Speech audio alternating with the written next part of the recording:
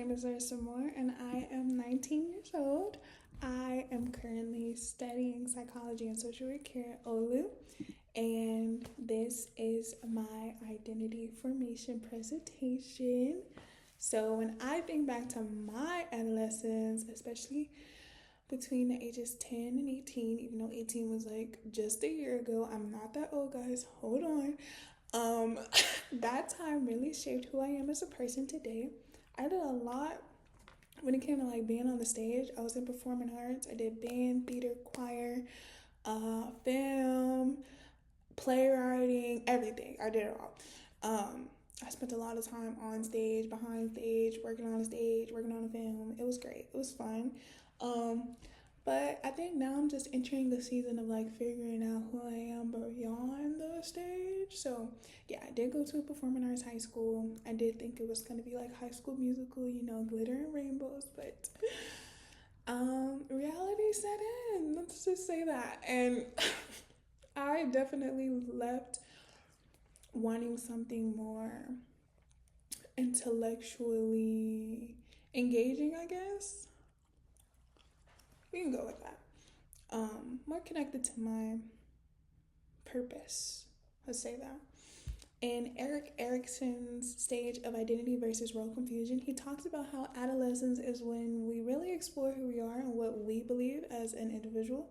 So watching that video, it really reminded me of how I struggled to really connect with people in high school back then, because I thought about things very differently. I realized that I'm not for everyone and everyone is not for me, and that's okay. And I often compared myself to others, and I felt pressure to like fit in and like conform to whatever everybody else got going on. But now that I'm a little bit older, a little bit more seasoned, God made me to be me. God made you to be you. You do you, I do me, okay? And, I'm gonna stay on the track that God put me on. Whatever He says is for me, then it's for me. And can't nobody take it away from me. And vice versa. From my individuality, to my faith, to my personal values, all of that is who I am and who He's created me to be. So in the other video, Marcia's theory of identity development, he explains that the four identity statuses, which is diffusion, foreclosure, moratorium, and achievement. And with those, I say I'm between moratorium and achievement. I've explored a lot. I've dabbled and dabbled with quite a few things performing arts wise, but I've even done volunteer work and stuff like that. But I'm still open to more because I'm not just limited to that. There's a lot I could do in this life. Like now I'm here doing psychology and social work. There's a lot I could do. But I like to think of my life as chapters. At one point I'm doing this, the next I'm doing this. Once I was a performer, now I'm a student, probably a future social worker. Maybe I'll go back to theater, learn how to make pottery, garden a little bit, get a house in the middle of the woods. Who knows? I might even start my own business. Who knows? I'm constantly growing. I'm constantly learning. I'm collecting pieces of who I am on the way. But anyways, I think one thing that really does define me is my faith, or at least I try to let it. I'm not perfect, guys. But I did grow up in church. I do try to like keep my connection with God intact as much as I can. It's not going anywhere, Lord, I know. But I am learning to be more intimate with God, because He really does give me peace and joy, happiness, comfort, everything. He showed up for me too many times, so I gotta rely on Him. Who else I'm gonna rely on? But yeah, He called me to stand out. He called me to be set apart for a good purpose, and I want to do that. Like the scripture says, God leaves the 99 for the one, and I'm glad to be one of the ones. I like being set apart. So yeah, I'm being shaped for something bigger. Things are changing, things are shifting, but it takes time, okay?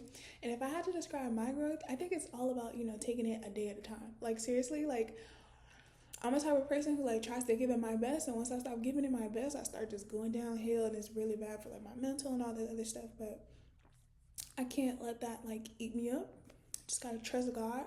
I gotta learn to fail, learn that it's okay to fail. It's okay to get back up.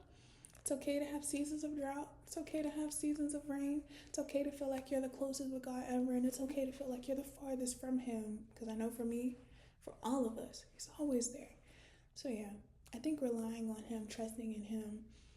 And it's hard. You really do get sidetracked with like everyday things. But once you're in tune, you're cool. You're cool. But yeah, my advice for anyone figuring out their identity is test everything carefully, of course. If you feel like you see something and you feel like you see a part of yourself in it, try it. Don't care what anyone else says. Just do it safely. Make sure it aligns with your morals and your values. Try new things, meet different people. Don't be afraid to walk away from what's not for you. I struggle with that, but red flags, leave them alone. Surround yourself with people who are like you or that you can like mesh well with. Because again, who you surround yourself with is in turn who you become. So be cautious with that as well. But in the end, identity is something you find all throughout your life. It's not a one and done thing.